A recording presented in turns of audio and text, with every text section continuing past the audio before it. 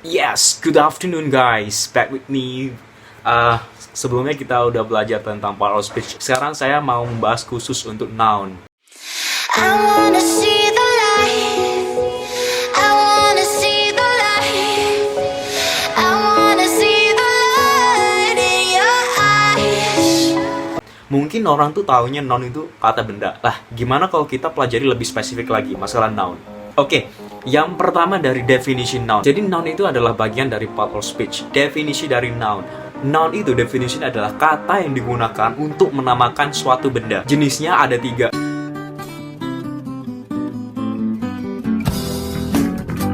Berdasarkan wujud, berdasarkan penamaan, dan berdasarkan jumlah. Kita membahas dulu yang berdasarkan wujud. Berdasarkan wujud, noun itu dibagi menjadi 2. Yang pertama ada concrete noun. Noun yang dapat dilihat atau dideteksi oleh indera atau panca indera. Contohnya seperti table, money, wind, meja, orang-orang itu ya, buku. Terus gimana dengan angin? Jadi karena dia dapat dideteksi sama panca indera, jadi dia masuknya disebut concrete noun. Yang kedua itu ada abstract noun. Jadi abstract noun itu adalah sebaliknya. Jadi noun yang tidak dapat dilihat atau tidak dapat dirasakan oleh panca indera. Contohnya apa? Kegembiraan, semangat, happy, spirit. Yang kedua yaitu noun berdasarkan penamaannya. Non berdasarkan penamaan dibagi menjadi 4. Common noun, proper noun, collective noun, sama material. Yang pertama adalah common noun. Jadi common noun itu adalah noun yang sifatnya umum, seperti transportation, city, car. Pokoknya sifatnya umum. Yang kedua disebut dengan proper noun berdasarkan penamaannya. Proper noun adalah noun yang bersifat khusus. Contohnya, jadi nounnya ini selalu khusus, diawali oleh huruf kapital atau huruf besar dan tidak diawali oleh a, an, sama d. Contohnya seperti apa? Seperti Jakarta. Jadi itu tersebut proper noun karena bersifat khusus. Nama orang, Anissa, Fitri, Alex, Indonesia, New York. Yang ketiga disebut dengan collective noun. Jadi collective noun itu adalah noun yang bersifat kumpulan.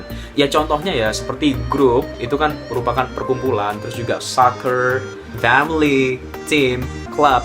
Jadi itu termasuk collective noun. Jadi itu termasuk collective noun, noun yang bersifat kumpulan. Jadi ada 2 versi. Yang pertama ada American version. Jadi kalau American version, collective noun itu dihitungnya tunggal. Jadi ini digunakan di tuple biasanya ya.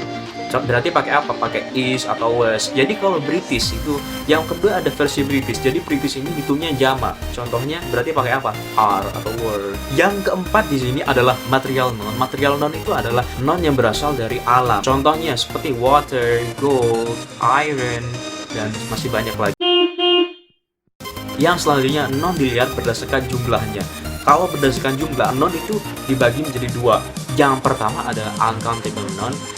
Uncountable noun ini adalah noun yang tidak dapat dihitung. Contohnya seperti pasir, rambut. Kalau sudah tidak dapat dihitung, berarti dia tidak bisa diawali oleh angka atau an atau a, seperti itu. Jadi dia selalu sifatnya tunggal. Seperti contoh water. I need water. Jadi dia nggak pakai an water, a water, sebuah air. A water itu nggak bisa. Jadi dia sifatnya tuh is. Maksudnya dihitungnya tunggal, jadi pakainya pastinya is, seperti itu.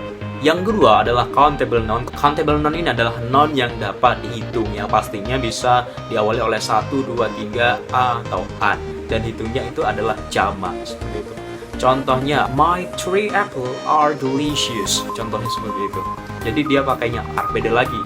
Kalau water is cool. The water is so cool. Berbicara tentang noun, jadi noun itu ada non singular, ada non singular, ada yang plural. Jadi kalau singular, jadi ada yang singular, ada yang plural. Ada yang singular, ada yang plural. Jadi kalau singular tuh ya cuma satu, kalau plural tuh jamaknya gitu.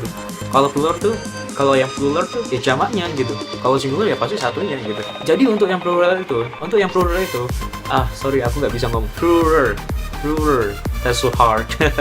Jadi kalau yang plural itu, ada yang regular, ada yang irregular. Contohnya kalau yang regular itu jadi dia sama semuanya, seperti pen.